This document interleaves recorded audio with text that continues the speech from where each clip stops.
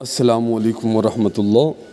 معزز خواتین و حضرات، حکمت سلطان میں خوش آمدید۔ امید کرتے ہیں آپ صحت و ایمان کی بہترین حالت میں ہوں گے۔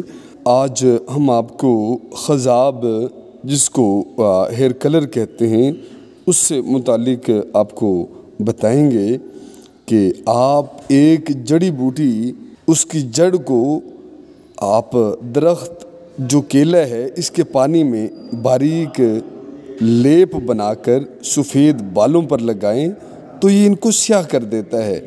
یعنی عمدہ اور سستا یہ خضاب ہے، عمدہ اور سستا اور نیچرل یہ کلر ہے جو آپ کے بالوں کو سیاہ کر دے گا۔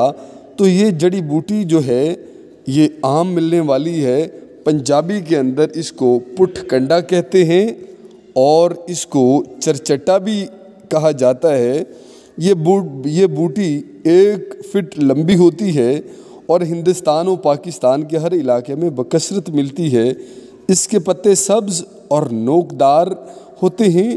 اس کی لمبی لمبی چھڑوں پر چھوٹی چھوٹی تھیلیاں ہوتی ہیں جن کا رخ زمین کی طرف ہوتا ہے۔ یہ تھیلیاں در حقیقت چرچٹا کے پھول ہیں۔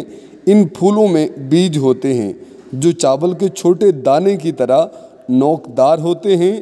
پھولوں میں کانٹے بھی ہوتے ہیں جو کپڑوں سے لپٹ جاتے ہیں، اور جیسا کہ آپ کو بتایا اسے پنجابی میں پٹھ کنڈا اور چرچٹا کہتے ہیں۔ بال کالے کرنا چاہتے ہیں تو آپ اس کی جڑ کو درخت کیلا کے پانی میں باریک پیس لیں اور اس کا لیپ آپ بنائیں، اسے سفید بالوں پر لگائیں تو یہ آپ کو بالوں کو سیاہ کر دیتا ہے۔